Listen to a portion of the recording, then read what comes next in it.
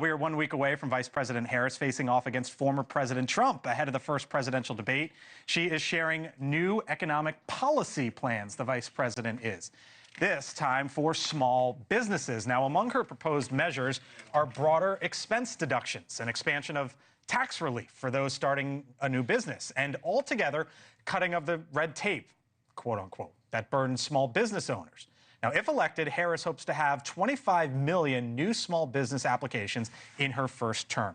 Now, the details come as Americans are starting to feel a little less pain at the pump. Some good news here, no matter where you are politically.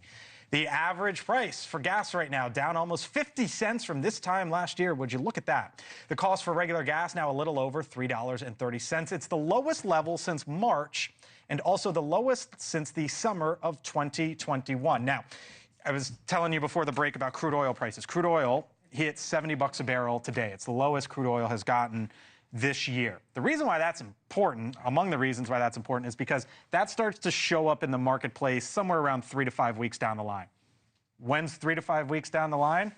A month away from the election. And I just wonder, I don't know, but if we're actually going to get $3 gas, maybe something with the 2 handle on it, all of a sudden, folks might feel good about sort of where we're headed. Yeah, it goes back to the North Carolina voting, though. So there's a lot of states that are starting early voting now. So will it matter? I don't know. It's obviously a good story, but also if you look at the crude oil prices, a lot of that's because this time of year in the hurricane season brings those prices down. So there is a little bit, but the point is, the though, why you're right. isn't important per se. It's the end result. And if people feel better, they do. Is it going to be too late? I don't know, but it's a good story for them today. It's a good and thing by the too, way, right? It is a good thing, as I was saying.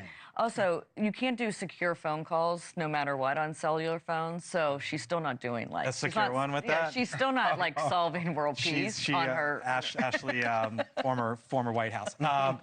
What about it, though? I wonder, like, if the price of gas, at the end of the day, that tracks with among the things folks care about the most. And if you're going to start to get gas... You're giving me a naughty look on that. You're right. I was anticipating what that question was going to end up being, because I tend to think that no one out there, no voter, thinks that Kamala Harris has this new revolutionary energy policy that's going to drive costs down. They know she's anti-drilling, she's anti-fracking, even though she's back. But what about this? Show the numbers real quick, because she is cutting into Donald Trump's lead on the economy. As I don't know if you could say things are getting better, but clearly voters trust her more than they did Joe Biden up against Donald Trump. Yeah, because people didn't think Joe Biden was like doing the job, right? She actually has some life to her on the campaign trail, and she projects more competence than Joe Biden does at his advanced age.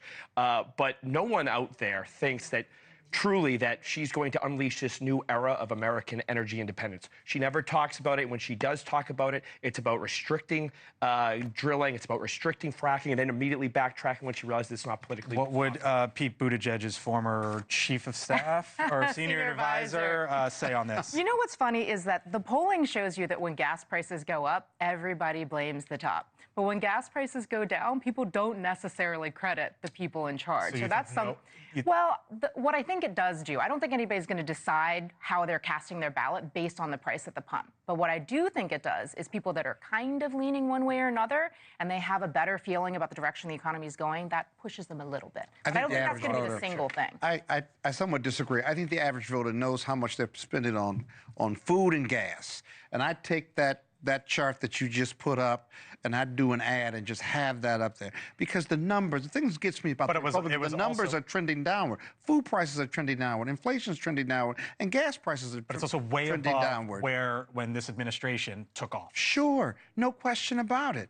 But you know what? Nobody likes Bidenomics but the Democrats, right? This is a result of the infrastructure plan, anti-inflation act, and Bidenomics. That's a hard sell. Well, I make hard arguments in court all the time. There you go. All right. You can't argue with the numbers, though. Still to come here on the other side of the... Thank you for watching, and make sure you go to joinnn.com to find NewsNation on your television provider. And don't forget to click the red subscribe button below to get more of NewsNation's fact-driven, unbiased coverage.